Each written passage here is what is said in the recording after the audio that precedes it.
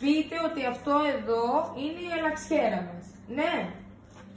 Το μωρό μας είναι εδώ στο κουνάκι. Βάζω το δεξί μου χέρι στον αυχένα, που είναι το χέρι που γράφω, που μπορώ να χρησιμοποιώ πιο εύκολα, και το αριστερό μου χέρι στον ποπό.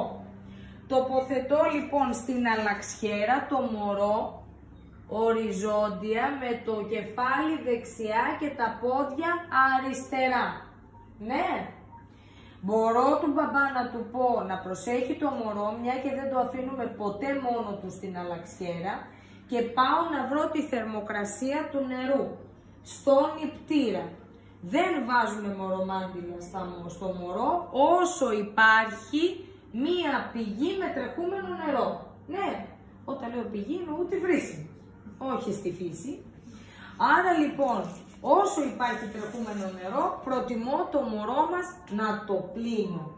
Αν είμαι σε ταβέρνα ή σε άλλο σπίτι, μπορώ να χρησιμοποιήσω εννοείται και μαντιλάκια καθαρισμού για τα μωρά.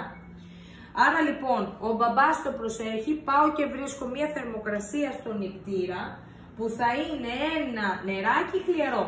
Να μην καίει, να μην παγώνει, προσπαθώ να μην φοράω ρολόγια, διάφορα βραχιόλια, να μην τραυματίσω το μωρό. Αν λοιπόν το μωρό μου φοράει φορμάκι, τότε δεν βγάζω τα χεράκια, μόνο από κάτω προσπαθώ το παιδί να το γδίσω, που έχουν συνήθως κουμπάκι από πάνω μέχρι κάτω, και είναι ένα κουμπάκι πίσω από τον ώμο και ένα κουμπάκι μπροστά από τον ώμο. Ναι, το δένω εδώ έτσι ώστε να μην γκρέμονται και να μην βραχούν τα ρουχαλάκια και χρειάζεται μετά πάλι να αλλάξω το μωράκι. Πώς πιάνω τώρα το μωράκι για να πάω να το πλύνω, συγγνώμη. Εδώ κάνω τα χεράκια μου, εδώ αγκαλίτσα, να έχω μέσα το κεφαλάκι του. Πιάνει το αριστερό μου χέρι τον αυχένα και το δεξί μου χέρι το κάνω δε. Ναι. Το δε αυτό θα γίνει το στήριγμα του αυχένα του μωρού. Το δεξί χέρι είναι πάνω από το δικό μου χέρι, του παιδιού το χεράκι, και το χέρι μου πιάνει το γόνατο του μωρού και το σφίγγω. Όχι να πονάει, το σφίγγω σταθερά. Το αριστερό χέρι σηκώνει τον ποπό και εδώ έρχομαι χωρίς να έχω βγάλει το πάμπερς του παιδιού, γιατί το βγάζω τελευταία στιγμή στον νηπτήρα, για να μην λερώσουν τα ρούχα, γιατί μπορεί να έχει κάνει και κακά και πιπί, άρα δεν θέλω να λερωθώ πάνω. Άρα φανταστείτε ότι αυτό εδώ δεν το έχω βγάλει ακόμα, αλλά έχω βγάλει τα αυτοκόλλητα. Ναι, για να μην τα βγάζω τελευταία στιγμή. Παίρνω την πετσέτα και την τοποθετώ κάτω από τον ποπό του παιδιού και το παιδί μου το κρατάει ουσιαστικά εκείνο το πετσετάκι του που θα το μετά θα το σκουπίσω. Πάω λοιπόν στον νηπτήρα και φέρνω με το χέρι μου το νερό στα γεννητικά όργανα του παιδιού με μία φορά, να είναι από πάνω προς τα κάτω. Δηλαδή αν είναι αγοράκι από το πέος προς το προκτό, αν είναι κοριτσάκι από το εδίο προς το προκτό. Θέλουμε να μην διακόπτεται η βλεμματική επαφή. Θέλουμε το παιδί να είναι σε μία στάση αγκαλιάς, γιατί όλα τα κοριτσάκια όταν είχαμε μία κούκλα όταν ήμασταν μικρές, τα κρατούσαμε κάπως έτσι. Άρα μας είναι πάρα πολύ πιο εύκολο να μάθουμε τα παιδάκια μας, είτε είναι αγοράκια είτε κοριτσάκια, να τα αλλάζουμε ανάσκελα και όχι μπρούμητα, που διακόπτουμε τη βλεμματική επαφή και που μπορεί υγρά από τον προκτό να πάνε προς την περιοχή των γεννητικών οργάνων μπροστά. Άρα πλένω, παίρνω νερό, πλένω, δεν πάω το παιδί κάτω από το νερό, το έχω το νερό να πηγαίνει στα γεννητικά όργανα με το χεράκι.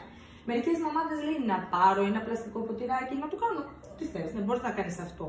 Μετά προσπαθώ με dispenser να παίρνω κάθε φορά το βρεφικό αφρόλουτρο.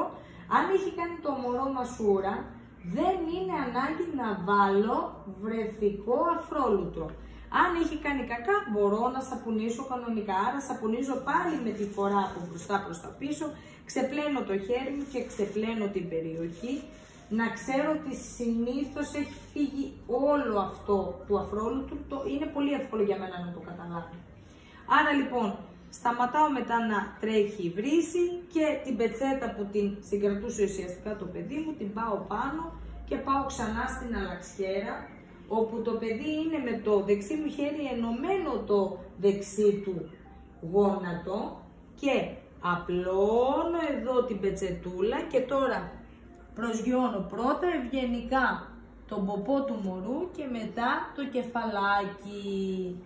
Προσπαθώ να είναι καλυμμένη με την πετσέτα η περιοχή των γεννητικών οργάνων, γιατί όταν έρχονται σε επαφή με νεράκι μπορεί να κάνουν ή διούρηση ή αφόδευση εκείνη την ώρα.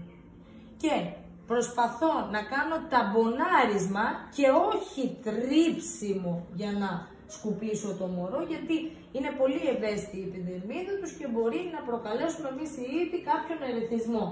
Ναι. Κρέμα συγκαμάτων βάζουμε κάθε 3 αλλαγές της πάνας, όχι σε κάθε αλλαγή της πάνας, παρά μόνο αν δούμε ότι υπάρχει κάποιος ερεθισμός και πάλι. Ινόπνευμα όμως, στην περιοχή εδώ που είναι ο αφαλός μας, κανονίζουμε εδώ που είναι το μανταλάκι, να το κάνω μία κλίση από τη μία πλευρά, να καθαρίζω τριφτά. Κάνω μία κλίση προς τα αριστερά, πάλι τρίβω. Μία κλίση προς τα κάτω, τρίβω. Μία κλίση προς τα πάνω, τρίβω.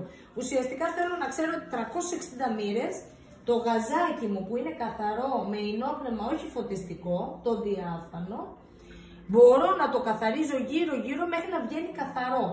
Αν το γαζάκι με το ινόπνευμα δεν έχει βγει καθαρό, τότε θα πρέπει να πάρω καινούριο δεύτερο γαζάκι μέχρι να βγει καθαρό.